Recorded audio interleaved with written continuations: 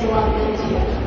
Yeah, the season was really good for me because my second year in Northeast Cup and I can get good result runner-up overall championship. And yeah, really happy. I learned a lot during the season and also I fight in every race with Brian, with Lucky. It was really nice. And yeah, I'm really excited for the next year.